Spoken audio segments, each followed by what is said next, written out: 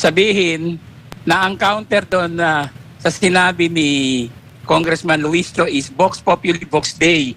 The voice of the people is the voice of God.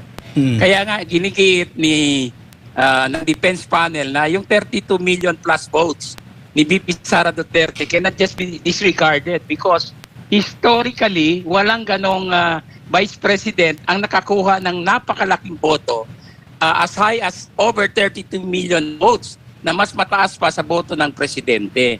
So you see, yung ginagawa dito ay clearly political persecution on the part of the House of Representatives kasi sa simula pa lang mali na yung kanilang pasok diyan sa initiation phase nag-conduct sila ng mini trial and then nag-summon sila ng mga witnesses with questionable credibility and then ang kanilang articles of impeachment ay napaka-questionable at puno ng words but empty in substance. Attorney, yung kahapon, isa sa mga highlights din ay dininay ni Senator Escudero yung request or yung motion ng prosecution na mag-proceed doon sa arraignment ni Vice President Sara Duterte. Pwede po lang i-explain lang po natin mga Attorney Luna doon po sa ating mga kababayan sa mga hindi po nakakaintindi dito sa part na to kahapon sa nangyari po sa Senado, Attorney. Tama yung pag-deny ng motion ng prosecution kasi wala namang arraignment sa impeachment. Ang arraignment ay ginagawa lamang sa criminal proceeding before a regular court. For example, sa kaso ng murder, rape, plunder, graft and corruption, diyan nagkakaroon ng arraignment wherein the information or complaint ay binabasa sa akusado and then he or she is asked to enter whether guilty or not guilty. Now, in impeachment proceedings, wala pa akong nakita in yung prosecution ay humingi na train ang respondents. Kasi ang ating vice-presidente po ay hindi akusado actually. He is the respondent of impeachment complaint or legal impeachment. Pero hindi po yan tulad criminal proceeding wherein kailangan magkaroon ng arraignment invalid yung proceeding. Sa impeachment walang arraignment. Out of bounds yung motion na prosecution made by Congressman Luistro kaya dininay po yun ang Senate Impeachment Court. At isa din attorney doon sa highlights din kahapon kasi sinabi ni Senator Pia Cayetano na kapag ka nagsimula yung isang bagay sa mali, matatapos ng mali, binanggit din niyo po kanina na mali yung ginawa din ng Senado kahapon from the very beginning. Makikita ba natin or masasabi ba natin dito palang ma-attorney sa galaw ng mga senators ng mayorya na magiging convicted na si VP Sara? Actually, nakikita ang chance na mako-convict si VP Sara. Sa numero pa lang nila kahapon, 12 lang ang sumangayon na mali si Senator Judge Escudero, si Senator Judge Presiding Officer, Senate President Sherwin Gatchalian. So you see, kulang yung ito nila. And in impeachment, if you want to secure a conviction, 60 votes. So sa tingin ko, wala tayong nakikitang hope on the part of the prosecution na mananalo sila kung ang pagbabasehan natin yung botohan kahapon. Now, gaya ng sinabi ko at sinabi ng ilang set na judges, pag umpisa ka sa mali, mali na ang magiging resulta niyan up to the end. Kaya nga dapat Atmar and Almar, i-correct po nila yan. Kasi kung hindi nila i-correct yung ginawa nilang paghalili kay Gatchalian with Escudero, yan pa lang magiging void na ang proceeding nila sa simula until it ends. Whether they will reach the number required for conviction or not. That will render the entire trial void ab initio. Maari pa po ba itong maakyat sa Supreme Court, Attorney, just in case na meron ng desisyon?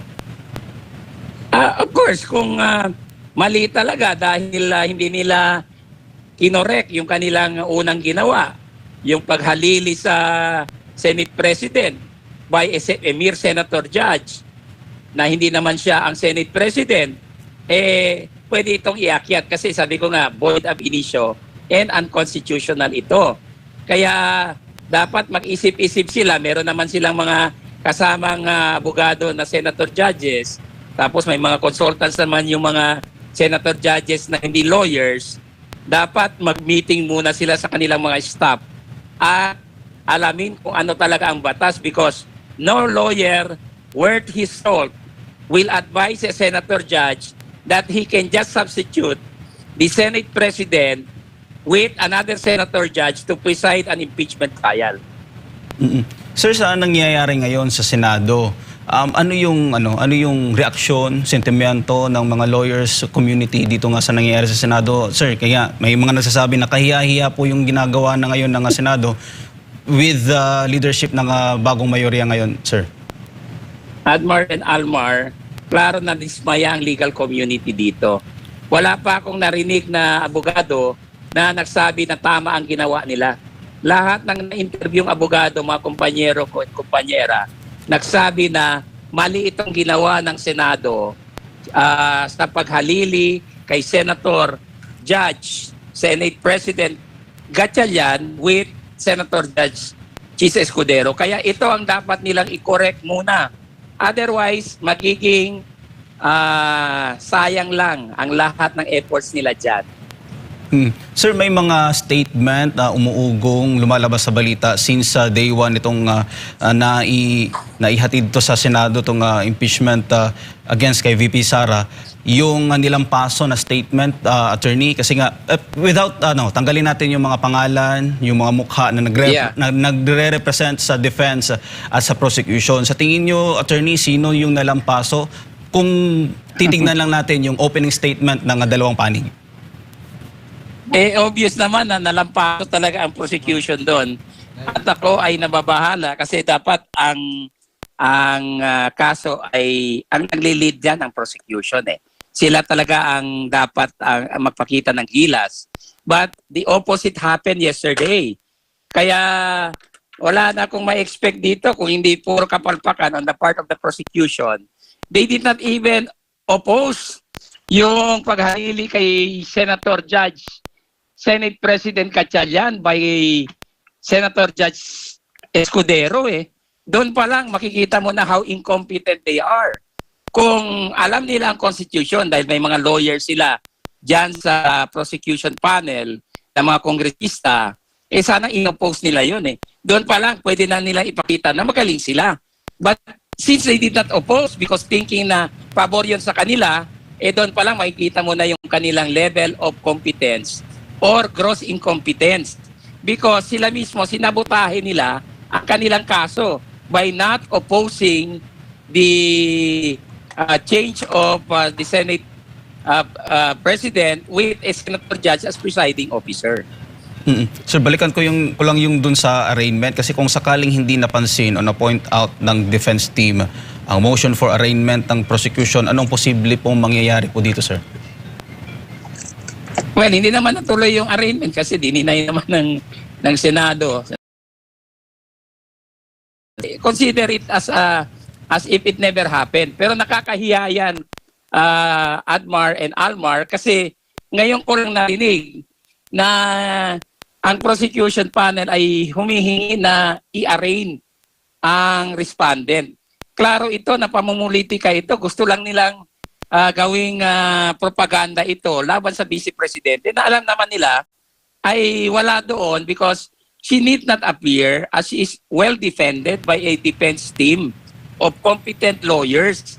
So bakit naman hihingi pa ito para ito for the show? Hindi naman maniniwala ang taong bayan na ginawa ng prosecution ito in good faith. Definitely, this is done for propaganda purposes at nakasama ito sa kaso ng prosecution. With all due respect, because I have experience being on the side of the prosecution at ngayon lang nangyari ito na napaka-incompetent yung prosecution panel in an impeachment trial.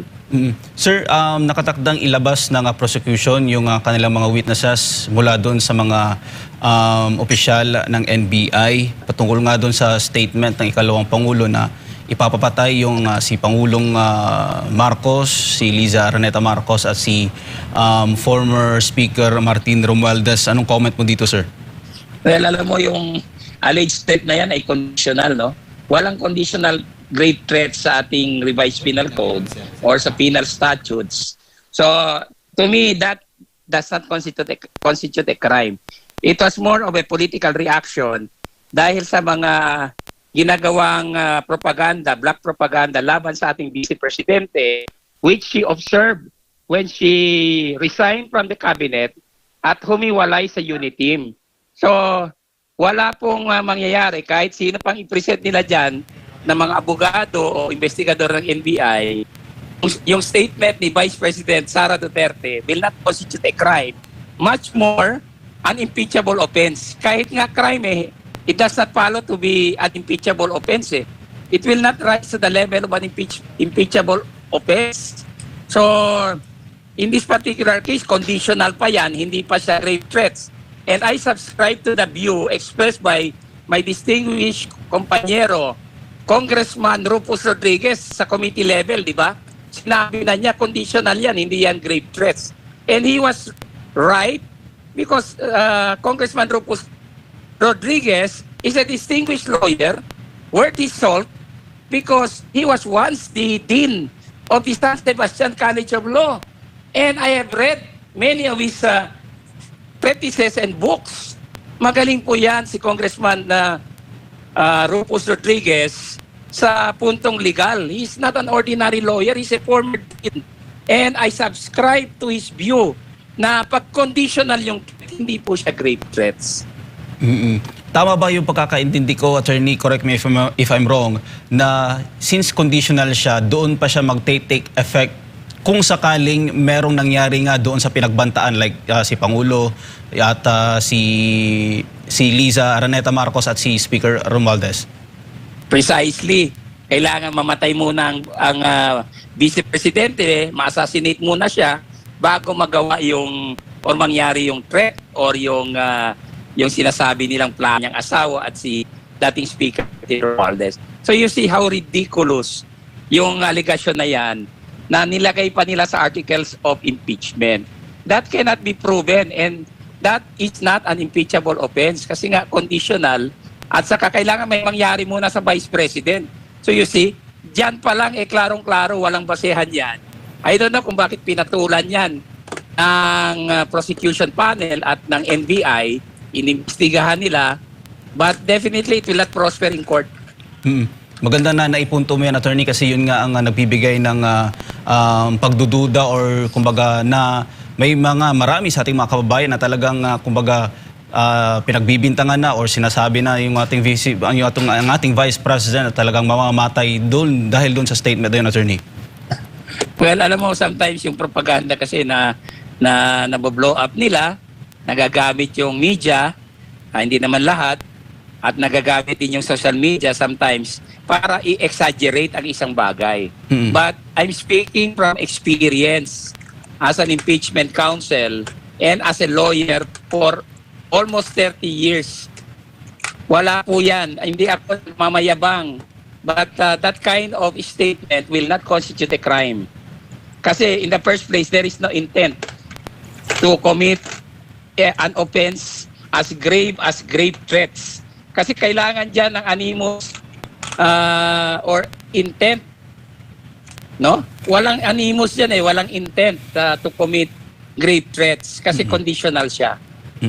Attorney, isa din sa inaabangan ng ating mga kababayan yung magic box na sinasabi ng prosecution na andun daw yung mga records, tax records ng ikalawang Pangulo. Anong comment mo dito sa particular na issue na to, attorney? Hindi ba Atmar and Almar pinabalik? Kasi nga mali yung supina ng House Committee on Justice at their level during the proceedings sa kanila, yung tax records ng mag-asawang Carpio. Vice President Sara Duterte at kanyang asawa na private person, si Attorney Manasseh Carpio. So you see, tama ang impeachment court in ordering return. Kasi kung hindi babalik yon, mababiolate ngayon ang karapatan, hindi lang ni Vice Presidente Sara Duterte, but also of her husband, who is a private person and definitely not covered by impeachment. So, you see, that's the fruit of the poisonous tree. And another blunder yan on the part of the prosecution. Yung paghingi nila na i-arraign ang Vice President na ni-reject or dininay ng impeachment court. And second, itong ini-insist nila na markahan yung facts ng tax records, pinabalik ng Senate Impeachment Court at dininay din ang kanilang motion na to consider this as part of their evidence. So you see, mali na yung pasok ng prosecution. Kaya hindi ko ma-blame ang publiko natin kung ang kanilang pananaw ay kinain ng buhay ang prosecution ng depensa kahapon. Sir, maaari bang balikan ng defense team yung mga prosecution sa yung HOR mismo, sir? Kasi sila mismo naglabas nito, sir, nung una. Sino? Si? Yung HOR, yung House of Representatives, kasi sila yung naglabas nito, yung mga records, yung box. Maaari bang balikan ng defense team yung mga naglabas nito, sir? Of course, kasi violation yan na National Internal Revenue Code at ng Data Privacy Act. So dalawang batas dyan ang na-violate ng House of Representatives. Kaya nga, ang lesson dyan is wag atat na atat. Bago umusyon, mag-isip muna. Sa tingin ko, masyadong eager beaver ang House panel. Kaya ganyan na lang ang mga pagkakamali nila. At ngayon, na-expose na yan ng Senate Impeachment Court during the impeachment trial of the Vice President.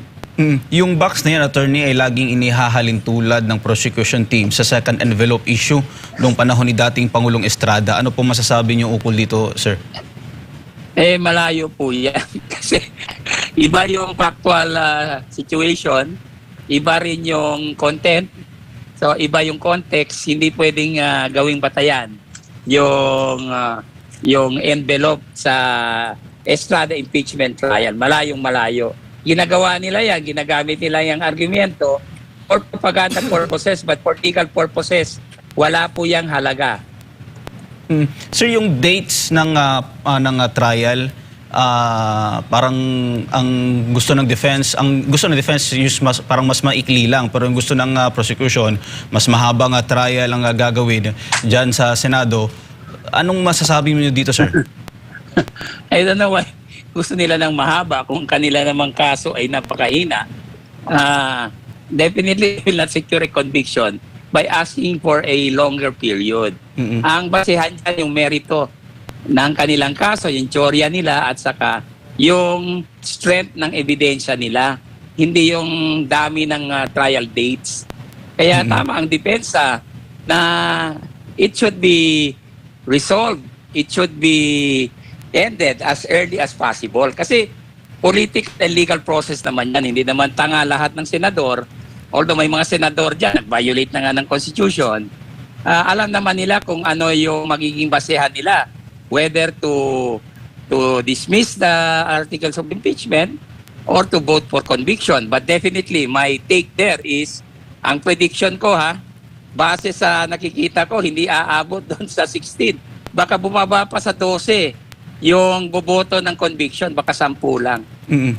Maari ba itong magamit as a tool na naman ng fishing expedition, attorney, yung tagal ng gusto nilang trial, attorney? Well, the defense can use this argument na mahina ang kaso ng prosecution, kaya gusto nilang pinapatagal. Gagamitin na lang nila yan for propaganda purposes for 2028 at hindi na for the impeachment trial purpose. Kasi alam naman nila na hindi nila ma-secure yung... So baka gagamitin nila yan, yung haba, para gawing chismis yung mga issues dyan laban sa ating Vice Presidente na hindi naman kakagatin ng madlang people. Kasi sa trust ratings at approval ratings, consistently, napakataas ang ating Vice Presidente. She's the most trusted public official sa lahat ng opisyalis ng gobyerno na nasa national level. Kaya hindi nila pwedeng pagpiestahan ng ating Vice Presidente dahil alam ng mga Pilipino na tama ang ginagawa ng Vice Presidente at wala siyang kasalanan sa bayan. Attorney, isa pa sa nangyari kahapon ay nakiusap si Senator Tito Soto na wag na idaan sa technicalities yung rules ng impeachment trial. Your comments on this, sir? Well, hindi naman lahat yung technicalities eh. May mga rules lang talaga na dapat sundin kasi nakasaad yan sa Constitution. You cannot disregard them. And yung karapatan to due process ng ating Vice Presidente necessarily operate on a faithful adherence to rules. Pag hindi sinunod ang rules, hindi technicalities yan. Violation ng kanyang right to due process. Kaya in keeping with that requirement of Article 3 or the Bill of Rights of the Constitution, dapat sumunod ang impeachment court. Pero hindi naman pwedeng sobrahan naman sa technicalities. They have to balance it. In fact, the rules of court and the rules of evidence ay suppletory ang application sa impeachment trial. So, pwedeng gamitin ng rules of court dyan because it's not only a political process but also a legal or judicial process. Sinabi na yan in a recent decision of the Supreme Court in Duterte versus House of Representatives. So, klaro po yan Atmar and Almar na hindi technicalities yan. It's not adhering to technicalities. It's simply adhering to the rules to be loyal to the requirement of due process. Kaya ako na itanong, attorney, kasi nga nabanggit niya kahapon na wag na daw idaan sa technicalities kasi atat na atat. Okay.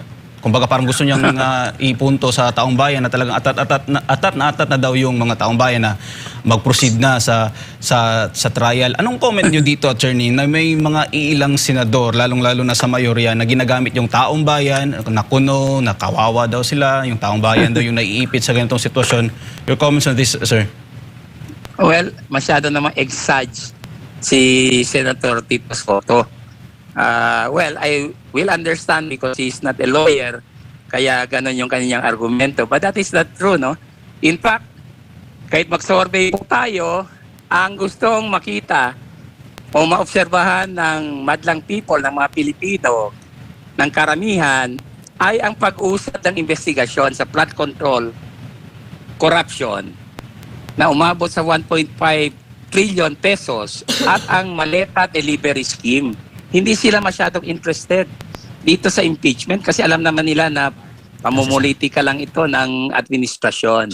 So, mali si Senator Soto doon. But because he's a politician, then I will give him the leeway. But as a senator judge, mali naman yung sinabi niya.